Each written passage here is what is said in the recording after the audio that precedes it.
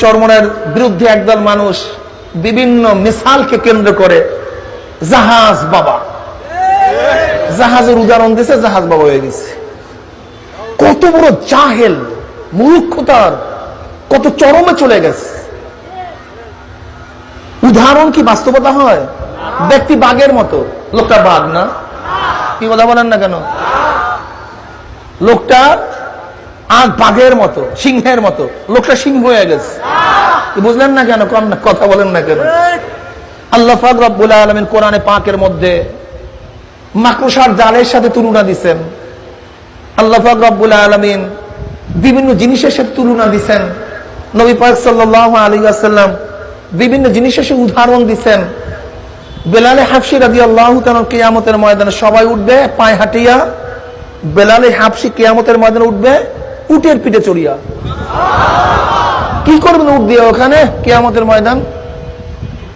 এগুলো ফজিলত, এগুলি কি কিয়ামতের ময়দান নিয়া তো একটা চাটিয়াল ময়দান, একটা ভূমি, সেখানে জাহাজ চলবে কিভাবে? কোন মূর্খ যদি ওইটাকে জাহাজ মনে করে তাহলে সেটা মূর্খ। এখানে জাহাজ দ্বারা উদ্দেশ্য কাফেলা, একটা জামাত, অনুসারী, অনুকরণীয়। মানুষকে গুমরা বানায় ভালাইতিস, বলছে মানুষকে বলাইস। হ্যাঁ করে লোকটা একেবারে মিষ্টির মতো। লোকটা তোর চেহারা না মনে হয় চাঁদ। কি হইলো কন? তোর তো চেহারা না মনে হয় চাঁদ। কি লোকটা চাঁদ হয়ে গেছে? মিষ্টির মতো মানে কি মিষ্টি হয়ে গেছে, রসগোল্লা হয়ে গেছে? এত মূর্খ মানুষ হয় কিভাবে? এত বিভ্রান্তির মধ্যে মানুষ পড়ে কিভাবে? হ্যাঁ, উদাহরণ তো উদাহরণ, তাসবিহ ও তাসবিহ। বাস্তবতার সাথে তাসবির কি মিল আছে?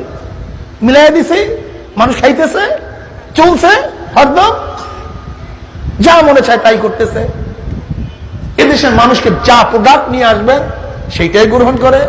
জাহেল, আমাদের মধ্যে মূর্খতা অনেক বেশি, জ্ঞানের স্বল্পতা, জ্ঞানের অভাবের কারণে যা যা নিয়ে আসে সেইটাই গ্রহণ করতেছে, হুঁশ নেই। কি কথা ঠিক না?